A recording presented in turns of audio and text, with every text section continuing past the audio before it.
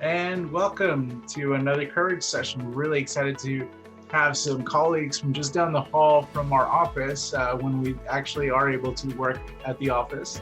But first off, I wanted to welcome you. My name is Enrique Hostel. I'm the Associate Director of the Texas Health Education Service. And with me as always is Dr. Deb Beck. Welcome.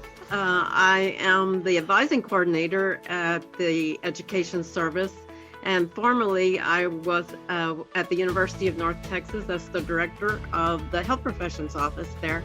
And I might add today that I was the JAMP Faculty Director, since we're covering JAMP today. Hey, I guess I should add as well, I worked with Mr. Hermesmeyer, who will introduce himself in a bit. I also worked with JAMP in the main office for 6 years. Mr. Hermesmeyer, would you mind jumping in, introducing yourself? Well, good morning, everyone, or good afternoon, everyone. As Mr. Hasso just said, I'm Paul Hermesmeyer, I'm the director of the program. I've been with the program since it was legislated back in 2001. I came on board in January of 2002 as the first program coordinator, and have been there ever since. And then I'll go ahead and let Dr. Robles introduce my esteemed colleague, Dr. Joel Robles, if he'll introduce himself. Absolutely. Good afternoon. My name is Dr. Joel Robles. I'm the program coordinator for JAMP. I've been with the program since 2016, as a matter of fact. So 4 years going strong.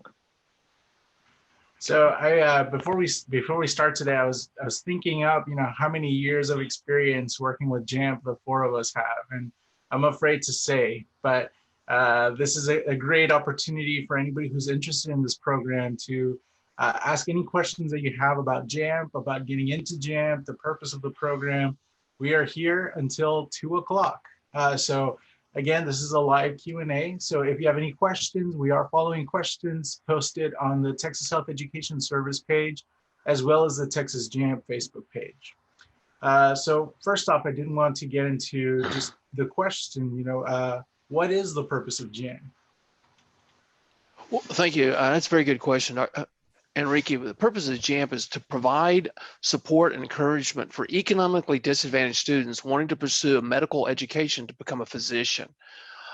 It was looked at and created by a couple of senators and a couple of presidents of medical schools. Got to talking back in 2001 about what could we do to bring students from economic disadvantaged backgrounds into the pipeline, get them prepared, and then matriculate them into medical school. So JAMP has been a major player in finding those diamonds in the rough that have strong academics, but yet just didn't have the role models, didn't have the economic ability to think beyond just going to an undergraduate studies and then going into the workforce, but to open the doors to give them an opportunity to pursue medicine. Okay. And you mentioned it's been around for quite a while now. Yes, we accepted our first class in the spring of 2003. We started taking applications in the fall of 2002 and accepted our first class in the spring of 2003. So we've currently 17 classes have matriculated into JAMP. Awesome. And do you have any idea how many doctors off the top of your head have been produced by the program? Last report, because I'm still working on this year's residency. It looks, do you count it at the time they graduate from medical school or the time they finish their residency? So we just take about, at the time they've graduated from medical school, we're right at around 600. 600 physicians. Yeah, give or take a little bit right there. That is huge. And I think it's especially poignant right now at a time where our attention is really drawn toward the healthcare professionals out there who are protecting us from issues related to COVID-19. In fact, just this morning, Dr. Ann Bloom, I don't know if you're watching, shared with me a post of one of our JAMP students that I was fortunate enough to work with, Dr. Jonathan Brewer, who is emergency medicine. He's talking about his experiences with working with COVID patients and the excitement he gets to feel when patients are taken off the ventilators because they've gotten better. So I don't think we can really understate the true impact of this program, not just for students who are seeking a pathway to professional school, but also for our communities within the state of Texas. Can you walk us through what the procedure is for students to prepare to apply to JAMP? What are the qualifications? What are the requirements for students to apply? Well, it's a very good question. And the first thing I share, and I hope, and I believe Dr. Robles shares, is we immediately point the students back to our website, where we list the complete criteria for acceptance and continuation and matriculation to medical school. And we always encourage anyone, don't just read the criteria for acceptance in the JAMP, but read the criteria all the way through, as if you've already been accepted, etc. Because it really I call it this, that it paints the picture of what it's going to take to be successful, to become a physician. But just off the top, depending on this, if the student is going an early admissions pathway or a regular admissions pathway, and I'll break those both down on account, but everyone has to, in that block of time they're evaluated, is complete 27 or more hours, and that's the fall and spring. A GPA calculation of not less than a 3.25 overall, and what we call the BCPM, the biology, chemistry, physics, and math courses that are the prescribed courses required must be at least a 3.25 GPA.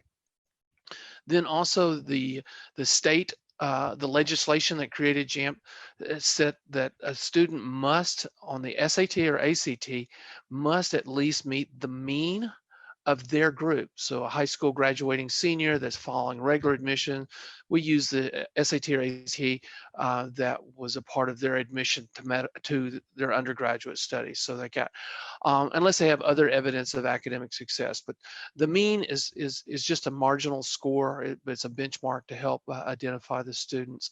And then because JAMP was created to be a massive program, that may be not even a fair way of saying it, but a statewide program to serve economically disadvantaged.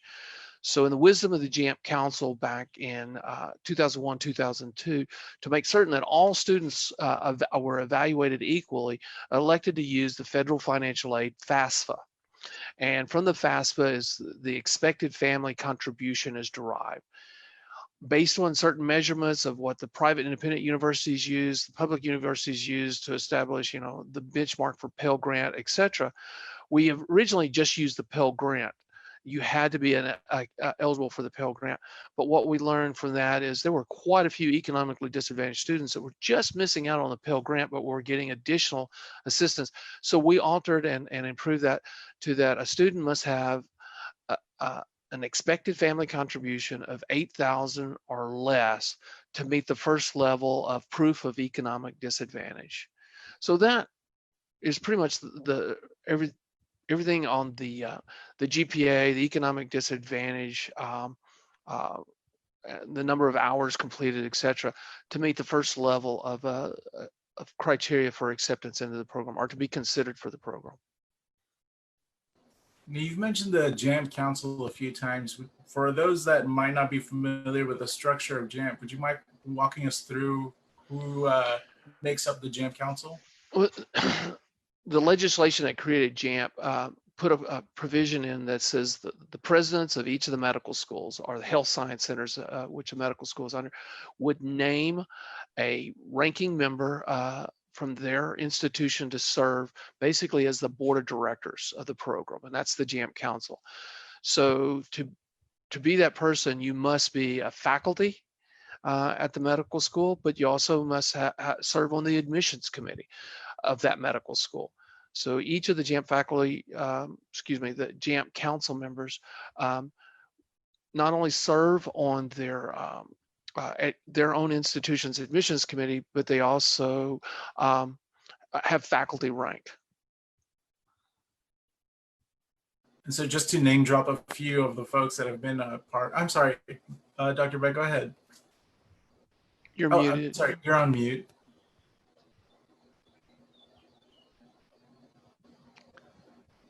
Dr. Beck, you're still on mute. Sorry. No worries. It's one usually of the me. criteria that Mr. Hermesmeyer may want to talk about is the requirement for general chemistry. Oh, well, that's a good one, Dr. Beck. And the students have to have, for matriculation in medical school, many different chemistry courses, from general chemistry 1, general chemistry 2, that's your normally known as your freshman chemistry, organic 1 and organic 2, which is usually referred to as your sophomore chemistry, and then biochemistry in a sequence. A few years back, we were seeing students not taking chemistry, and they were competing with students that had completed chemistry. And so that we wanted to make certain that all students knew to have a good chance or an adequate chance of being accepted in the program, that we added the stipulation and the criteria that to be a candidate or to be considered for the program, you must have completed general chemistry 1 and general chemistry 2 with passing grades of C or better at the time of application to JAMP. And then by the time we finish the interviews, if you're selected, you must have completed organic chemistry 1 and be enrolled for this following semester to continue on in organic chemistry 2. In doing so, what we found is that actually really improved the applicant pool.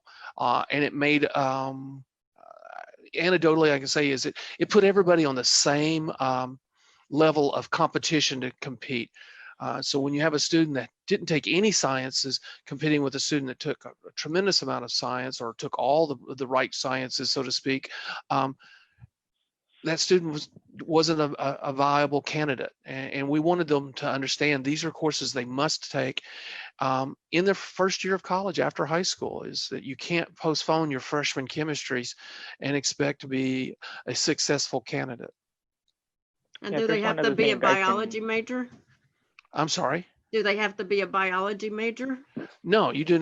There is the medical schools do not require any specific major that I know of. I've never known any to require a specific major, but we do see a large number of applicants each year that are either following a path of chemistry or biology or a combination of. Quickly going back to the previous discussion about the members of the JAMP Council, some of the folks that have watched these courage sessions already know several members of the JAMP Council, and we'll get to meet a few others. We're talking about folks like Dr. Kellaway. She is actually the chair of the JAMP Council. In a few weeks, we'll be talking to Mr. Maldonado from the Texas A&M University College of Medicine. We'll be talking to Dr. Carroll from UTMB. So the folks that we're bringing on to the courage sessions actually often play a double duty role as members of the JAMP Council, and of course as members of their admissions offices at their institution. Back to the comment about the general chemistry courses, I think this is part of a larger discussion, not just for JAMP students, but overall for any pre-health student, is really understanding the sequence of courses that they need to take in order to complete the prerequisites for professional school, medical school, dental school. Right now in particular, we're talking about medical school, but I think that comes into play not just in following the sequence so that you have the courses completed by the time you apply to professional school, but also for preparation for the MCAT or the entrance exams.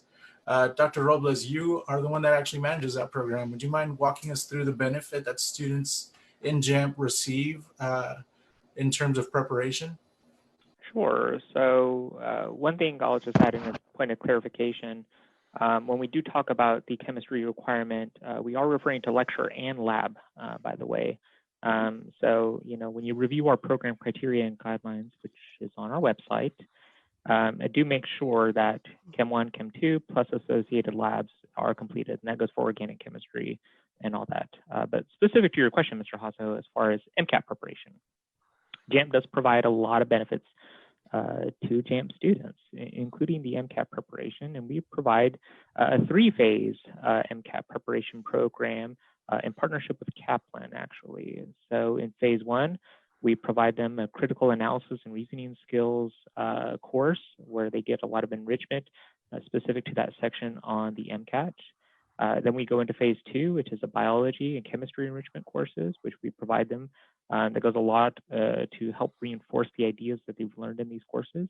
and a biochemistry enrichment, which actually occurs during the winter break, which is still part of phase 2, but they get a lot of enrichment to make sure that they are as well prepared to take the MCAT and do well on it. And then we move on to a phase 3, which is live online courses, which take over a couple of months. But they get to focus very specifically on sections of the MCAT week by week. So week 1 might be Chem Phys, week 2 might be CARS, week 3 might be Biochem, week 4 Psych Soc, followed by full lengths, followed by the whole bevy of the resources that are available to JAMP students, including being able to access professors who are knowledgeable about the MCAT, having access to adaptive Q banks, full-length tests. There certainly is not a dearth of MCAT resources available to our students, and it's one that we're very happy to provide to them. So it's a full suite of resources. It's not just here's a Kaplan test book, good luck. It's a full-on program that guides the students through the preparation. That's fantastic. So thank you all that are participating in our chat. We have some questions on here. We definitely want to get to those. The first question that is being asked is from Sofia Galindo. She says, hi, thank you so much for the information. It's extremely helpful. I wanted to ask if we may have an idea of the types of questions that are asked during the interview. So during the JAMP interviews, I think a few of us have interviewed JAMP students, and Dr. Beck, you definitely helped prepare students for the JAMP interviews. So what kind of questions should students prepare? They need to look at their application for one thing and go back over that and make sure that they're familiar with actually what they put in their application and their essays, read back over those. I always tell students that they're really just trying to get to see what their personality is and if they're suitable to be a healthcare provider, and maybe to get an insight into what their bedside manner might be. So you want to be yourself, for one thing. It's hard to be somebody else. So by all means, yes, there could be ethical issues asked. They can ask you anything, but typically it will be things in your application. Almost always, I believe they will ask, why do you want to be a doctor? So be prepared for that. But have some practice with your JAMP faculty director, with your professors, with people, with family members. Just practice and get some, you can read the New England Journal of Medicine if you want to, but generally I think that the interviews aren't quite that in depth yet. They're trying to get to see you as a person.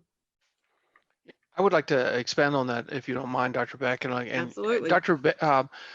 Beck is, with all her years of experience in supporting students that not just into JAMP but into medical school, she's right on track about that.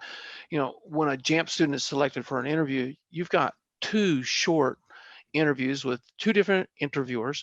But what you also have, we want the candidates to realize, is the individuals doing the interviews are associated with the admissions committee of that particular medical schools.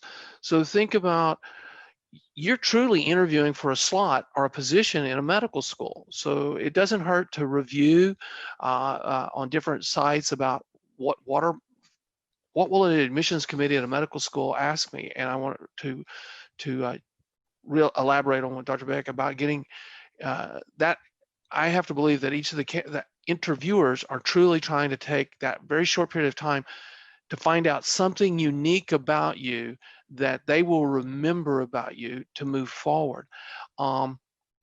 So it's always very helpful to have practice. Is what is one thing that I want that interviewer to know about me when the interview is over, and be and right to the point, because you have very little time.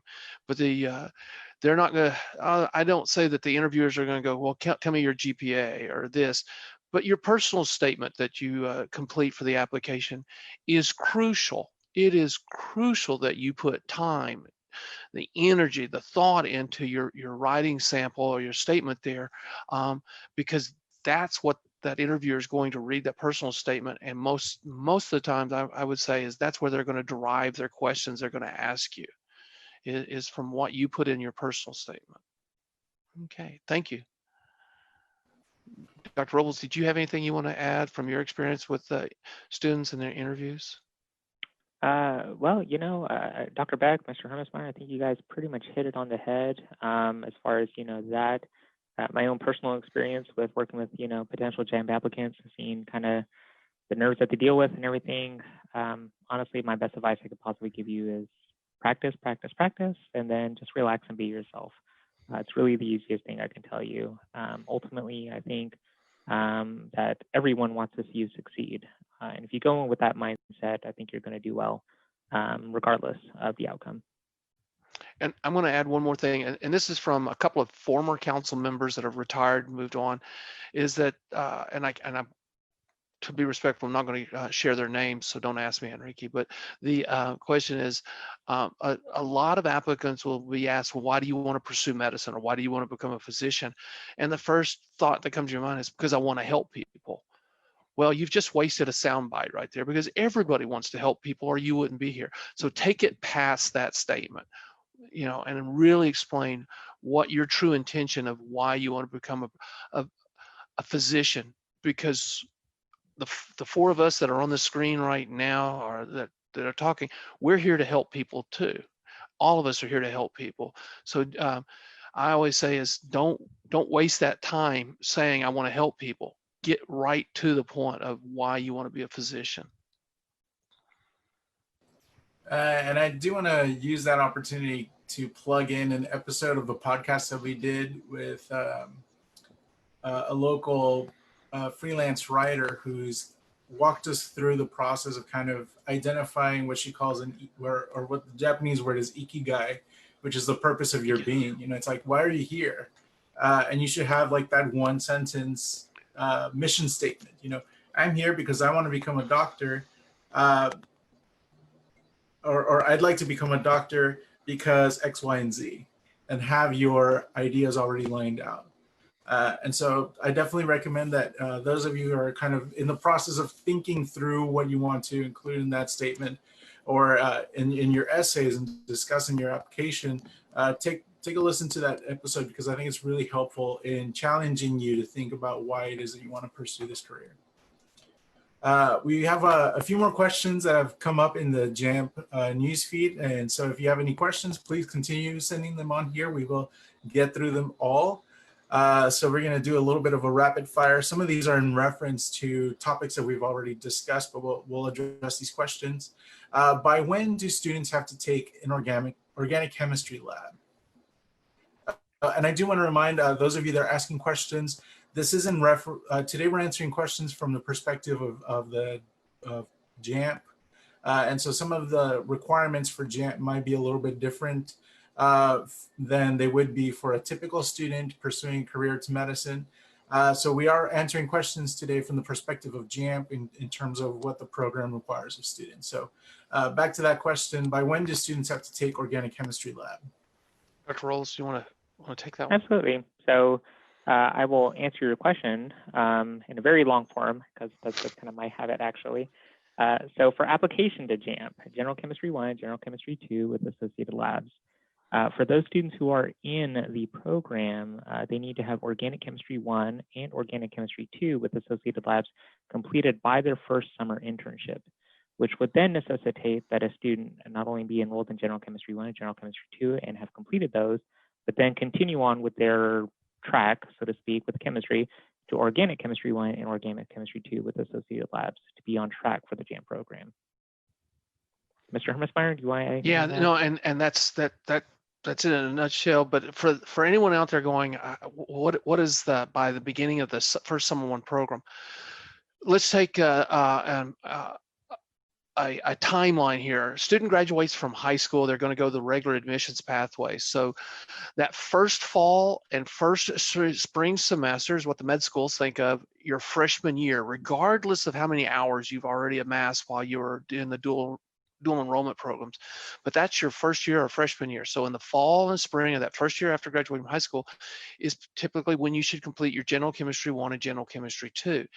That starting in that late in that spring, going into the summer and prior to the beginning of the fall of your sophomore or your second year of college after graduating high school is when you do the application to JAMP and fill out the application, and it follows the same pattern and same time frame as a medical school applicant. So it gives you time to complete the application.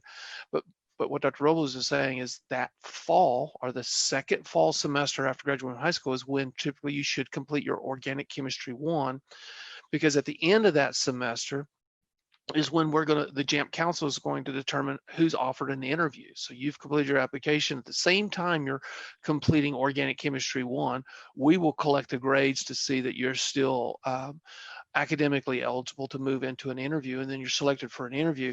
And then one of the parts about it going into the spring semester, or I'm going to say the second spring semester of coursework after graduating from high school, is when you must complete the organic chemistry 2, as Dr. Robles said, and all the labs.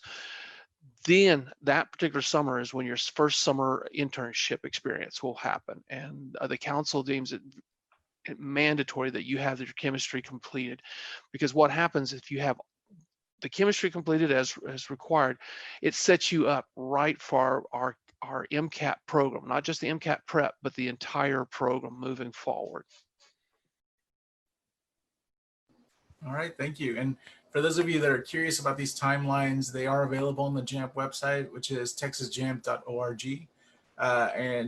Go through that website because there's some different timelines on applying to the program, either through regular admissions or through early admission into JAMP, as well as some of the resources that are being discussed right now. All of that information is available for you on the website.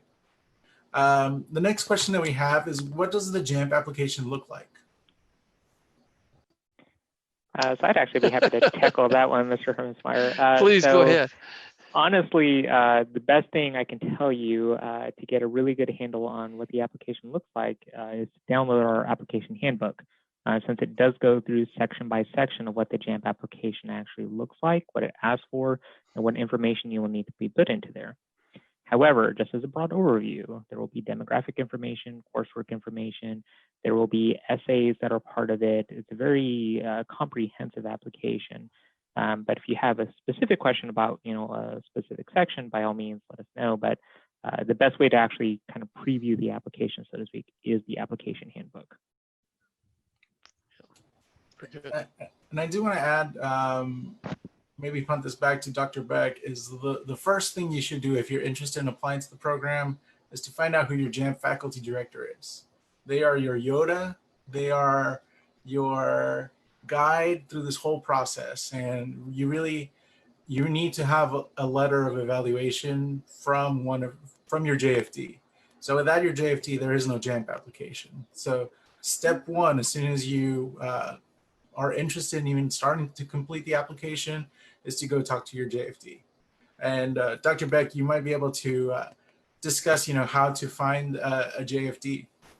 Oh, sure. Go to the texasjamp.org website, and there's a list of each JAMP faculty director in the state of Texas and their contact information. So even if you're in a dual degree program or in a early college high school program, and you know what college you're going to go into or university you will go into for your junior and senior year, go ahead and contact that JFD and let them know that you want to apply to JAMP. And most universities do have orientation sessions. So they should be giving information out at the orientation session. And I'm assuming that most of them are virtual on Zoom sessions or something this summer. But that information should be available to you by each JFD. And it's important that you start early and get into those courses that you need to be in so that you'll be in the right sequence of coursework. Just like you have to be in the general chemistry 1 and from the start if you haven't taken that any time. And most people would want to go ahead and take their general biology as well. And so there's some leeway there with some of the other courses when you take them, but not the chemistry. And the JFD can help you stay on track and help you with your essays. And your JFD will be working with you over the course of your first year there. And so definitely seek them out. If you don't mind, I'd like to go ahead and expand and pay respect to what Dr. Beck did as a JAMP faculty director. Okay. What a lot of students, especially coming out of high school and entering their first year of college, you're used to a high school counselor or advisor and helping you map out your high school pathway. College is drastically different.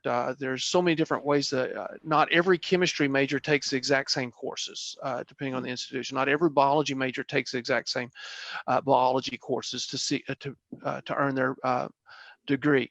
So it's very, very important that you start as early as possible, reaching out to the institution that you're going to attend after graduating from high school, and start building a rapport with that JAMP faculty director. Not only will that JAMP faculty director give you the advice and the guidance, the direction, so to speak, of the course, like Dr. Beck was saying about taking the appropriate courses starting early on, but they will also help you in case that person is not your academic advisor, and your academic advisor is across campus in a totally different building that may not even know anything about JAMP. So you never assume that if you have a faculty advisor outside of what we call the JAMP faculty director or the head of health profession advising at an institution, that advisor knows the sequence of courses that you need to take to be not only a candidate for JAMP, but also a successful candidate for medical school. So one of the things that we found by creating the JAMP faculty director's position in the very beginning, the level of academic advising and support for a student going through, whether they're part of JAMP or not, has greatly improved. It's really hard. It's anecdotal in the sense like that, but we hear the success stories of students that started early, reaching out to the right person and getting the right information before they have taken 20, 30, or 40 hours of classes. I want to totally compliment Dr. Beck and what she did for all the years at the University of North Texas. Yeah, we're very lucky to have you, Dr. Beck. Oh, thanks. It's good to be here.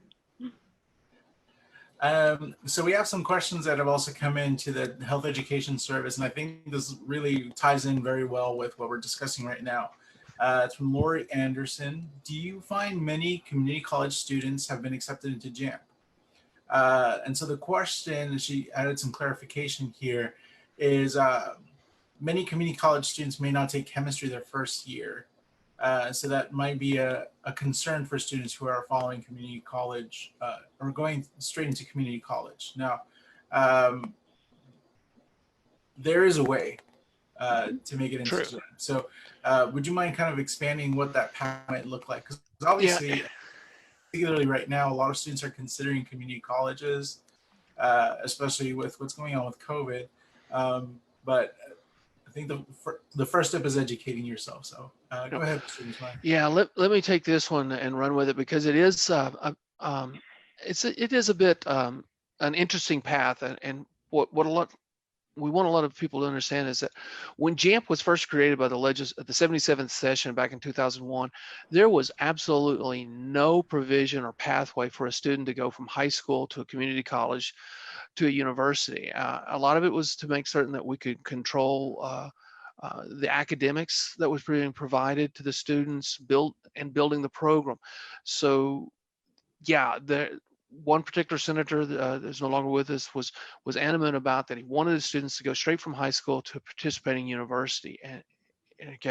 But as the program grew, things were changed. We were able to demonstrate that there is benefit to a certain degree, but there is some negative on a student that goes from high school to the community college. And by no means is that statement saying that there's a problem with going to a community college or that it's less of an education. It's just being able to control the environment, and we have no control on the environment that you're in a community college. So what I always try to do, and Dr. Robles is the same, is that when we're working with a student that says, I need to go to a community college, Well, the legislation says at the time of application to JAMP, you must be enrolled at that particular institution. So that what happens is that students coming out of high school, and let's just completely keep dual enrollment or early college out of it. Let's say you're graduating the spring and you have 0 college credit earned, but you need to go to the community college. It is possible for you to go to that community college for 1 year, a fall and a spring, to complete coursework. But that's why it's crucial that, let's say, and I'm going to use Dr. Beck's stomping grounds there because I'm from that area as well, that you know that you've graduated from Azle High School over in the Fort Worth area, and you're going to need to attend Tarrant County Community College before you end up at University of North Texas. And I'm just using this as a hypothetical and an example.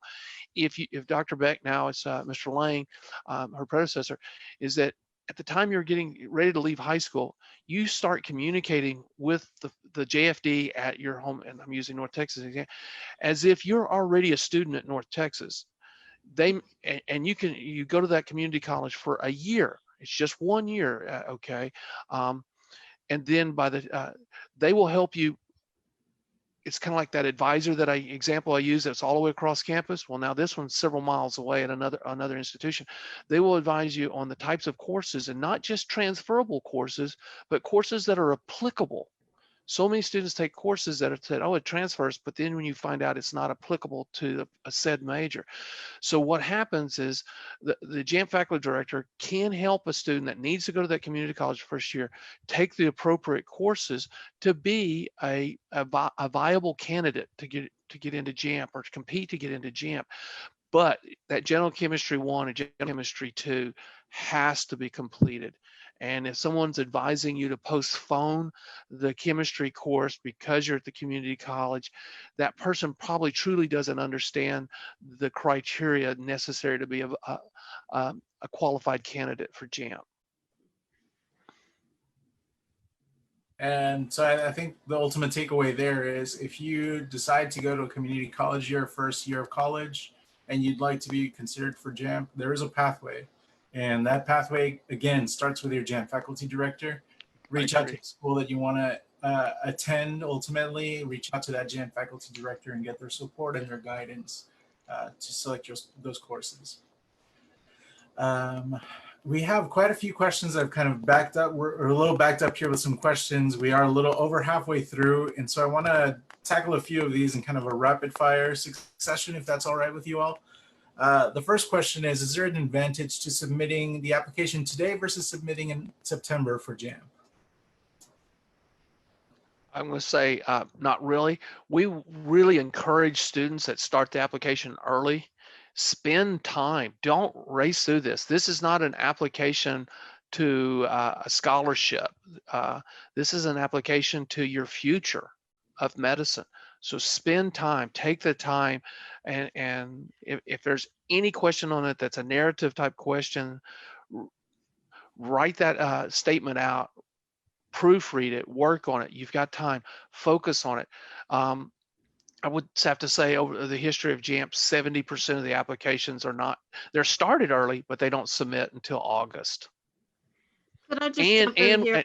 Yeah, Dr. Beck, and I highly recommend any applicant, before you submit your application, that you've had a meeting with your JAMP faculty director and have discussed your application in detail, because that JAMP faculty director that's been with it for a while may be able to help point out some things that you've missed along the way. Now, by no means is a JAMP faculty director going to edit your statements or write your statements, etc., but they can give you some great guidance, maybe even say, well, you've done a really good job on your personal statement, but I'm going to challenge you to go back and think of some other things, work on it, and improve the statement.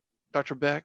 Yeah, I think it's beneficial to not wait until the day before the deadline, however, because I know that your staff in the JAMP office is quite small and you have to process all the paperwork, but the JFDs also, the JAMP faculty directors and their staff also have to upload the documents for you, the FAFSA and the some different documents. So the earlier you can start getting documents to your JFDs to help upload those, your documents would be helpful. And let me, if you don't mind, expand on what Dr. Beck was just saying. Is a student in medical school has to submit letters of evaluation, and then or another thing that's called a health profession packet, and it's a very detailed document. Well, in JAMP, we have what's called the supporting document packet of information in these documents. So any applicant out there that starts working with their JAMP faculty director early, the JAMP faculty director is going to provide that applicant with a list and it's part of what's called the notice of intent and authorization to release records, and there's a supporting document list that goes out, and it has to do with your SARs for your financial aid, your high school transcript, your class rank, the ACT and our SAT score. It's one or the other or both, but the more information you provide, the stronger you get. Then your JAMP faculty director is going to be working with you and your institution, your university's registrar, about any coursework completed at a community college that was presented, and in the state of Texas, every coursework completed at any school must be presented. You can't pick and choose what you want to present. That's an ethics violation. But you have to submit those transcripts. So your JFD is going to work with your home institution, university, and gather the transcripts. Now, it depends on how each institution has a little different rules. So Dr. Beck may have been able, while she was at JFD, to reach out to her colleagues in the registrar's office and gather as an applicant, your transcripts from the community college, a copy of it, as well as an official from that university. That was North Texas. But some of the other institutions have a little different set of rules, and you, as the applicant, may have to go and collect the transcripts and bring them to your JAMP faculty director in a sealed envelope, so that it's not touched by your hands or like that. And then they will help, your JAMP faculty directors will help pull together what she was referring to and upload your supporting documents that go along with the application. So back to, you start the application early, and I said, maybe not until August, but you don't, as an applicant, do not wait until you've submitted your application to start meeting with the JFD or start gathering the supporting documents. The application handbook goes over all the supporting documents that are going to need to be presented as a part of your the application file. Is start working early and see that your JFD has all these documents, and I keep saying JFD, but JAMP faculty director has all these documents well before it's time to submit your application.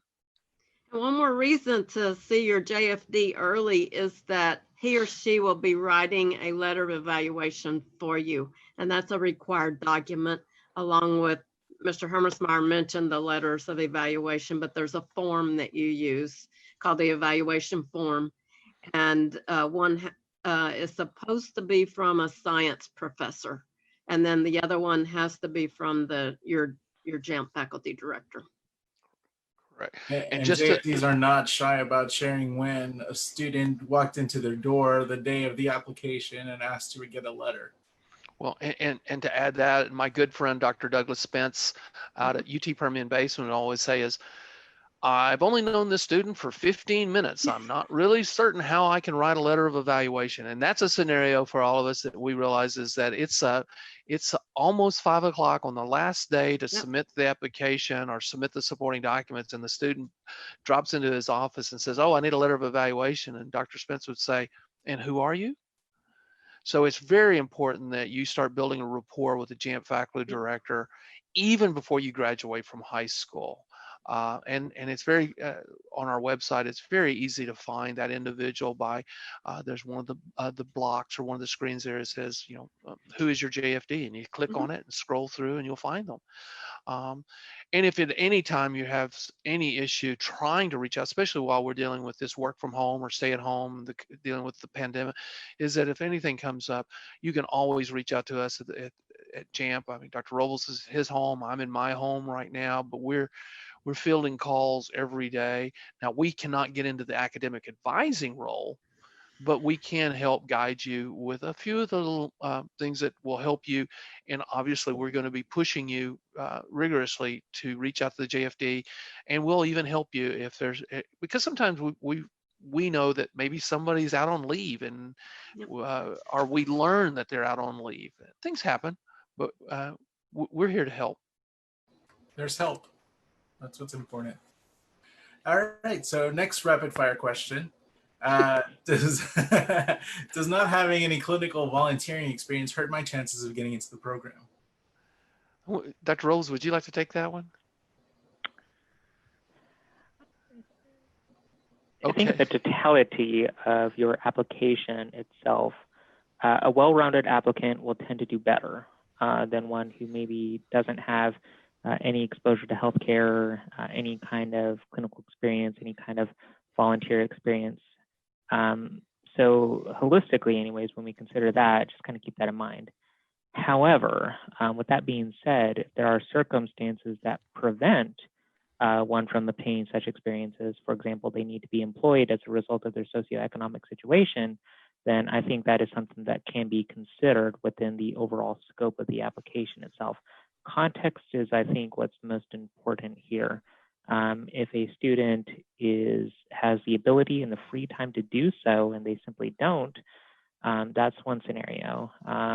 If there are circumstances that have prevented them, legitimate circumstances anyways, that have prevented them from accessing these, experiences, that's another one itself. But I think that kind of question itself would be better considered within the overall scope of the application in conjunction with your JAMP faculty director. And let me jump into, we haven't addressed the fact that the JAMP applicants can include high school experience. So they can use HOSA experience, they can use a high school internship or rotation through clinical experiences, like even nursing and phlebotomy and things like that would count True. for that experience as well. True. Okay, the next question that we have is, on the coursework section of the application, it asks for academic status, but does it refer to years remaining in college or by credits earned? So for the JAMP application, and I believe for the TMDSAS application as well, it actually refers to the year that you are in school rather than the credits earned. I'm not certain if I understood the question. I'm sorry. Yeah, I think that's about entering in coursework. Is that what he's asking? Mm-hmm. So in the coursework section, students have to enter an academic status or a year.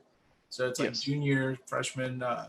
So the student is asking if that refers to the college, the years that they have in college or the credits earned. I'm going to say is they use their status that's reported at their institution. So if they're in their second year of college, but they've already earned enough hours to be classified as a junior, they would list that as a junior. Because that's how it's going to match up with your transcripts. Mm-hmm. Yeah. Okay. The next question that we have, I've been told by my pre-health advisors that internships and shadowing a doctor is important for our application. With COVID, it's been difficult to get opportunities to shadow. What do you recommend that we do in terms of shadowing and how COVID has affected that part of the application? So again, we're going to address this from the perspective of JAMP. For some feedback that we've gotten during previous courage sessions for medical and dental applicants so far, it's that the schools are definitely recognizing that there are much more limited options for shadowing, but they are not completely non-existent. There are opportunities for, especially through the use of telemedicine, for some students to shadow or to serve as either a scribe or as a translator. And so there are plenty of opportunities out there for folks to still get that direct healthcare observation. But in terms of JAMP, what does that look like for, shadowing in terms of where we live in now with COVID? That's a difficult one because there is no real sound answer, in my opinion. I think what we will see out of this next application cycle because of COVID are the students or the applicants that thought outside of the box, reached out to multiple people besides those of us with the JAMP program about what are these experiences. And I'm trying to come back to exactly how you were phrasing it from your other courage session. But we do not, at JAMP, we do not and have not, the council has not said, here are X, Y, and Z experiences that we're expecting a student to have. What I believe the council and the committee that's going to look at applications to present to the council will be is, what did you do during this COVID experience to rise above and demonstrate why you want to pursue medicine, even though you were ordered to stay at home and stay safe? Is there something you could have found that's outside of the norm, outside of the traditional shadowing experience? But to give someone and point them in the direction of exactly what they need to do, sorry, I'm not. I mean, Dr. Robles may have some examples of some things, but we're really going to look at the student. I believe the council will look at the students that really took the opportunity. They took the challenge of COVID and found an opportunity, and then were able to tell us about that opportunity. And I think that applies even beyond healthcare experiences. It applies to volunteer experiences, your extracurricular experiences.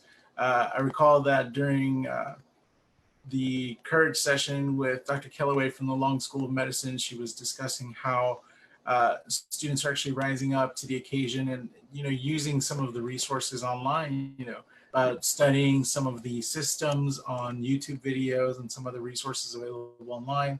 That's not exactly healthcare experience, but it shows that you're still engaged. So that might actually end up appearing in, say, the extracurricular and leisure activities section of the application, but it shows you're still engaged with the process and you're still learning.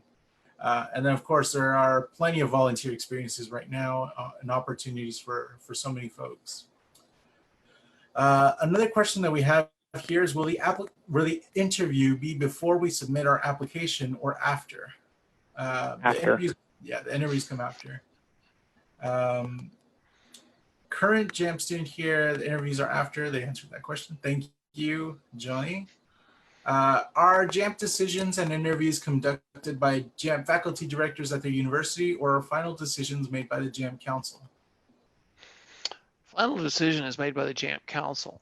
Now, what you may think of a JAMP faculty director. Now, the JAMP faculty directors do not make any of the decision about who's going to matriculate into the program, but they definitely work with the students, and many of the JAMP faculty directors will do mock interviews, things to try to help them like that. And sometimes I think students misinterpret that as the decision of how they're getting accepted into the program, and that's not it.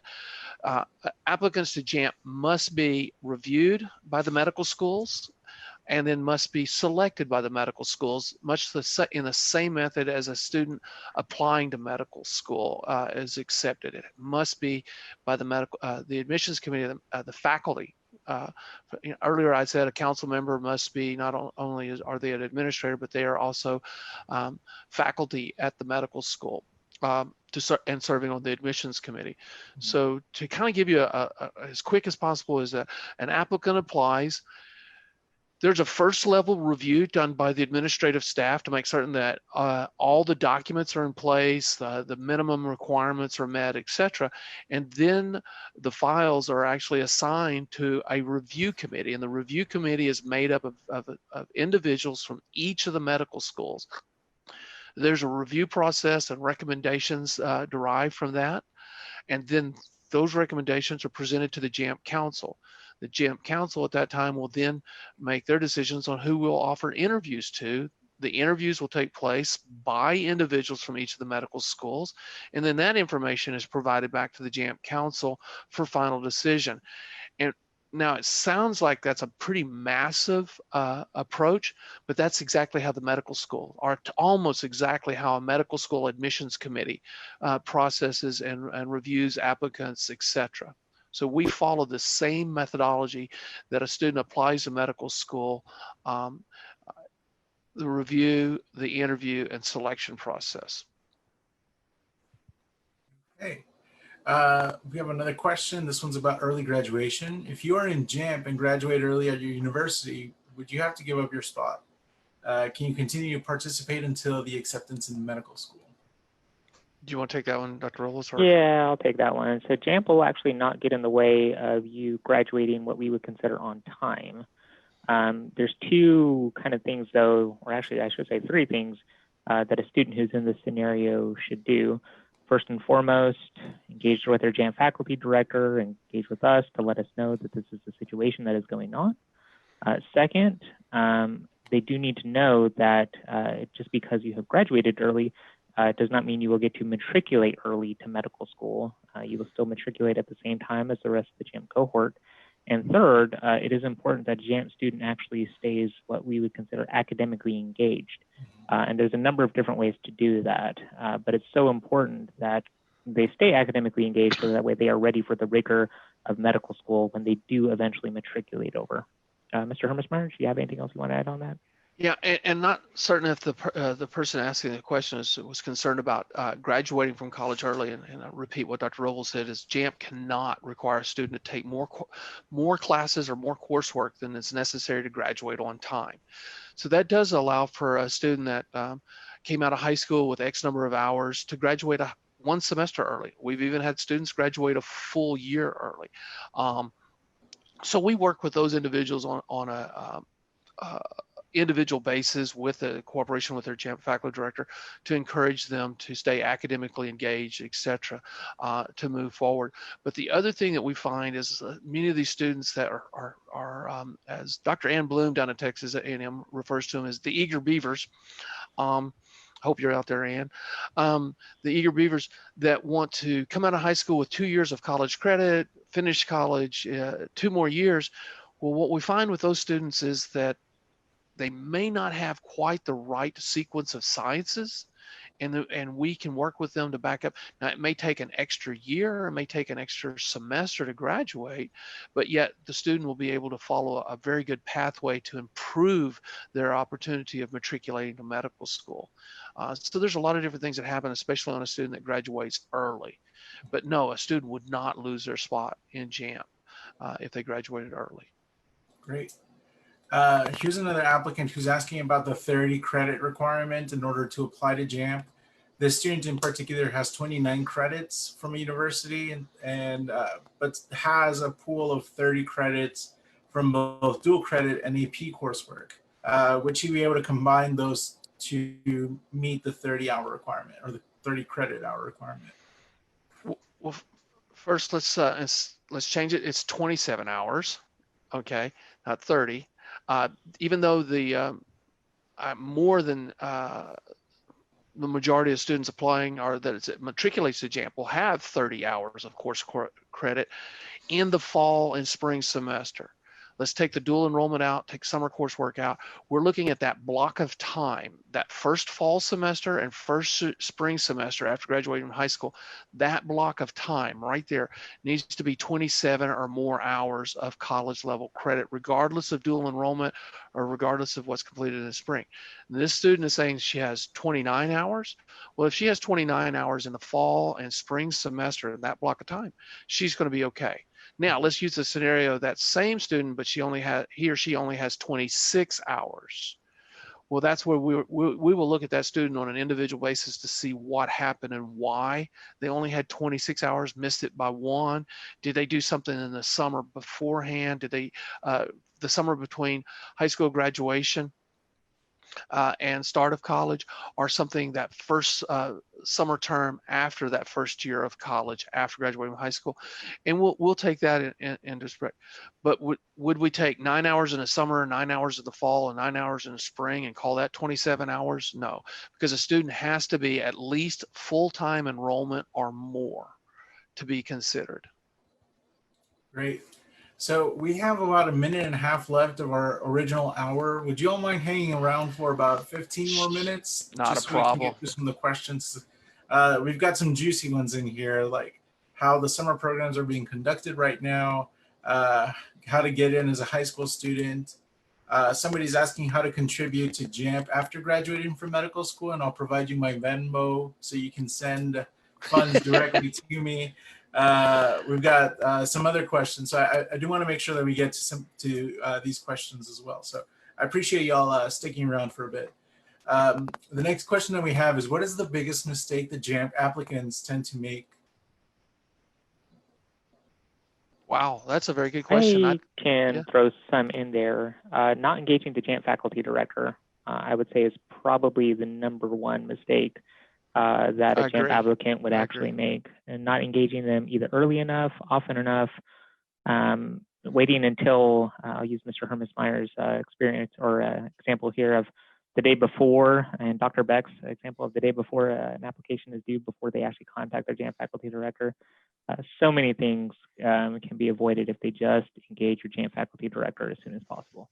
And then expand on that as applicants submitting their application prior to meeting with their JAMP faculty director, because the rule is once the application is submitted, we do not, and we're not, the JAMP Council will not allow us to release the application back so that you can go back and fix major errors. Once you submit it, it's out of our hands. We cannot release it back. So that's another one that I see from time to time where students just went in and just put in minimum information, submitted the application, and then went, oh, I forgot to complete this section. They just kind of put a little bit in.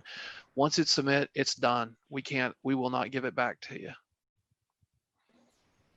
All right, and our next question is, do you have a program for high school students? The Texas legislators, when they created JAMP, created the process where you, in the SIP, and I'm going to come back to something like on that, is that we cannot consider you until you have graduated from high school. Now, something that some of the schools, the undergrad institutions have been able to do is kind of what would be referred to as a JAMP camp, a little short camp. How that's happening this summer with COVID, it has not. But in the past history, Stephen F. Austin, Hardin-Simmons University, Texas Tech Health Science Center, just to name a few, have put on these like mini camps to help a student get ready, not only for college, but also to be ready for, that's the closest thing we've been able to offer independently of the main program is these mini programs. But unfortunately, we're just not funded at a level to support a lot at the high school level. And the next question, answering it in earnest now, can you contribute to JAMP after graduating from medical school? Can you contribute to JAMP after graduating medical school? I can actually pop in this one. So by contacting info@texasjamp.org, or my email that I put on our JAMP Facebook groups and stuff like that, there is a way you can actually interact with current JAMP students. And of course, we always love to hear from our students about how their experiences are.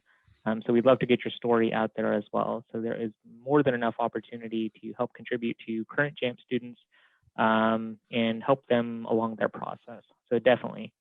Yeah, if there by chance is any of our alum, whether you're in medical school right now, an undergrad alum, or in medical school currently, or have graduated medical school in residency, so now you're a med school alum, etc., or you finished your residency and you're out there practicing, and if you just happen to be watching that, reach out to us, tell us your story, because we have a massive report that we have to submit to the state of Texas, which is the governor, lieutenant governor, the speaker of the House, many other committees, as well as the Texas Higher Education Coordinating Board. And they all would love to see your story or read your story, or read about you.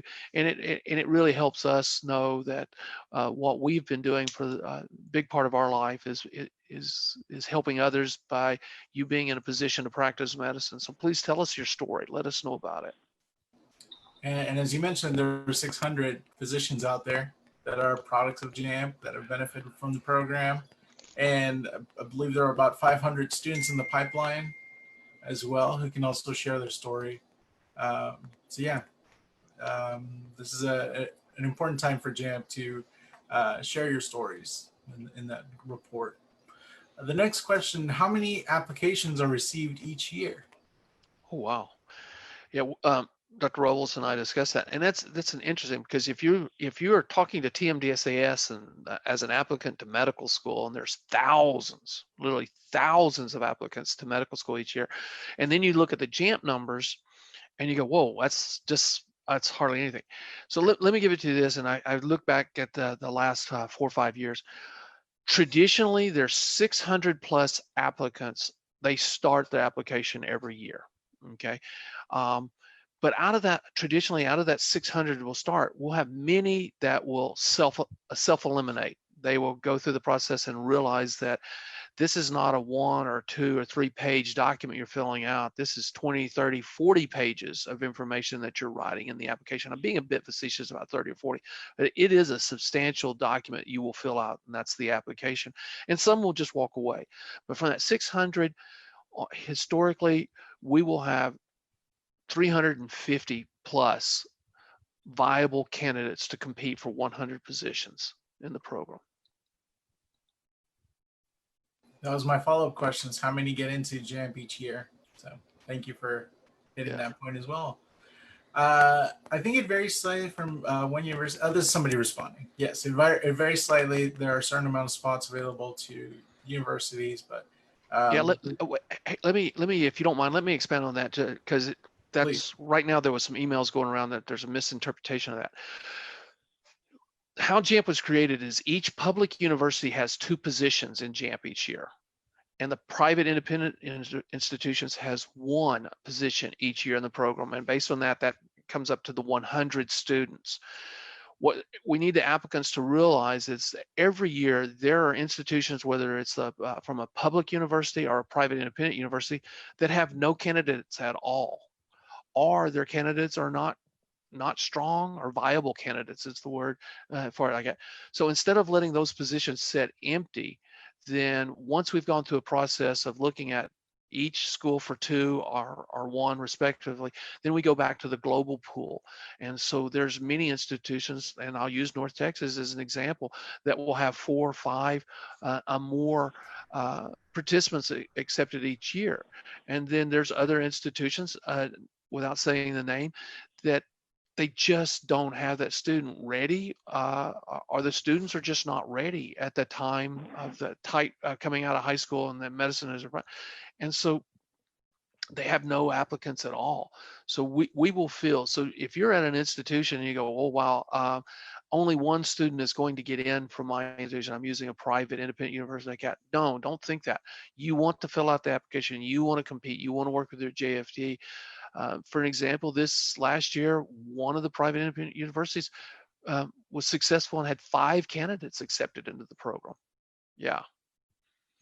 But we also had many private universities that had no candidates at all. And let me not say candidates, no applicants at all. And that happens. Yeah. Yeah. We have a follow-up question on the review of applications. How many people on the JAMP admissions committee individually view the application? In other words, would one committee member decide our fate in the context of obtaining an interview? No, there's multiple people that review each application. All right. Another question here. If you are in JAMP and your graduation is delayed, does that cause any issues? We have to discuss that on an individual basis to see what that delay is about. Mm-hmm. And another question here, can AP credits be used for some of the required coursework, for example, stats or English? Yes, but as a part of the application process, you can only have 3 hours of AP credit to count towards the 27 hours. Great. And then last question that we have here in the feed is, how are the summer internships conducted in JAMP? So I think first let's address how they typically are, and then we can talk about how they're being conducted this year.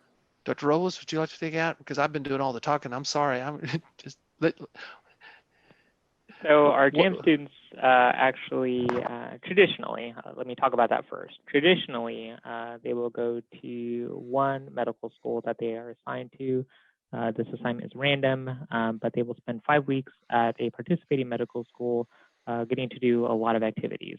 So preceptorships, MCAT preparation, getting to know what life is like at a medical school. So they really get a good experience. They get to interact with other JAMP students, really have a lot of good time. I'll plug our Facebook page for a second here, but you can actually see some of these photos from some of these summer internships that we posted up last year. So our JAMP students really have a good time. So definitely a great experience. For this year, as a result of the COVID-19 pandemic, those were transitioned to an online environment for the health and safety of our JAMP students, but they are still getting a very good experience with respect to, they are still getting to do MCAT preparation. They're still getting to interact with other JAMP students. They are still getting to interact with other JAMP medical school students, and they're still getting the classes and experiences just in a virtual environment. So it's a really good experience, and one our JAMP students really, report a lot of, what's the word I'm looking for? A lot of good feelings about. How about that?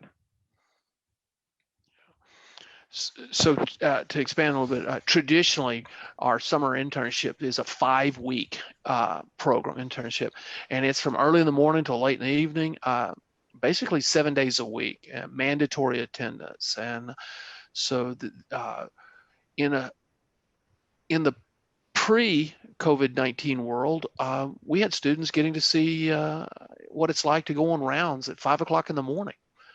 We've actually had some students selected to scrub in for surgery, not touch anything, but actually be in the surgical bay versus up in the booth, watching and observing. So there's been some great experiences. Gross anatomy labs to find out what it's truly like to walk into a cadaver lab and be able to experience that process. And unfortunately, with the pandemic, we have not. We moved to a 3-week virtual, and what I'm hearing from some of the students is that like we're all getting what I guess it's called zoomed out from multiple screens, but they're finding out that there's going to be a true change in the delivery of medicine in TELMED as we move forward with the pandemic, and that there's unfortunately the chance that COVID-19 is going to be with us for a very long time, that they're now getting an experience what it's going to be like to practice medicine via TELMED, or at least getting to observe what TELMED is like. So we are doing our best to give every student a great opportunity, exposure, or experience, etc., to medical, and we're just keeping our fingers crossed that we'll be back to a real environment next summer. Great. So our last 2 questions here from the feed. Do your chances of being selected for JAMP increase as your EFC decreases, assuming all prospective students have an EFC of 8,000 or less? I'm going to say no on that situation.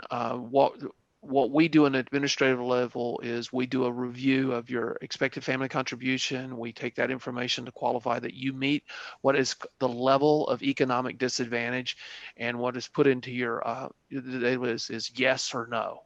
Yes, you meet the level of economic disadvantage, or no, you don't.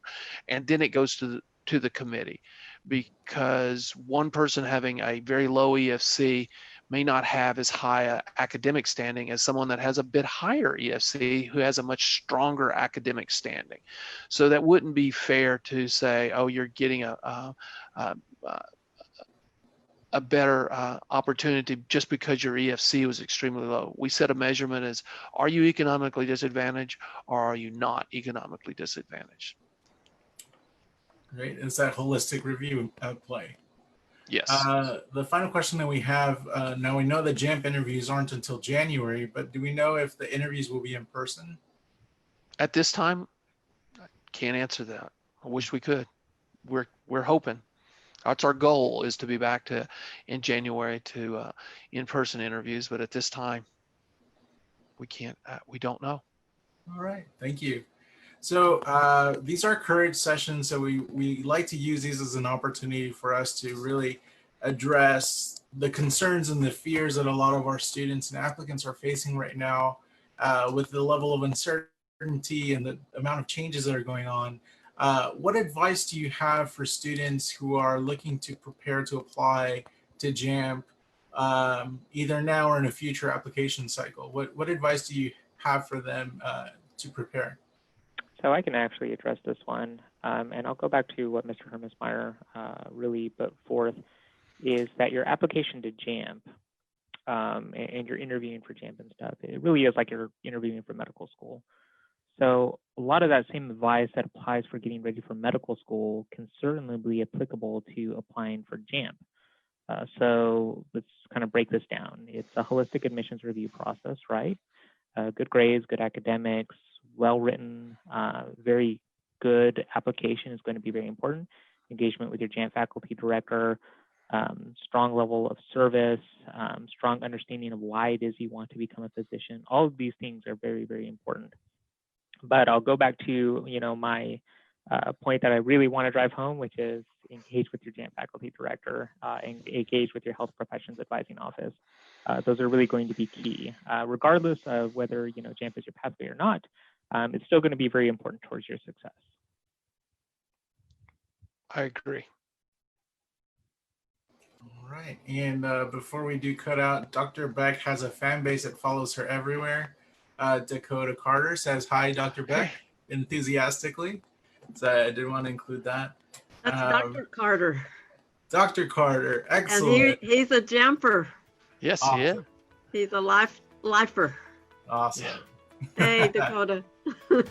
Great. Let me give a shout out to Johnny Marcos, who's also one of our JAMP students. So, Awesome. Hi, Johnny. Yeah, we've had some help in the chat. This has been a really active group. So thank you all so much for tuning in. And on behalf of the Texas Health Education Service and JAMP, we'd like to wish all our applicants all the best of luck. Keep at it. This is going to be worth it if this is the pathway that you want to pursue. So thanks for watching today.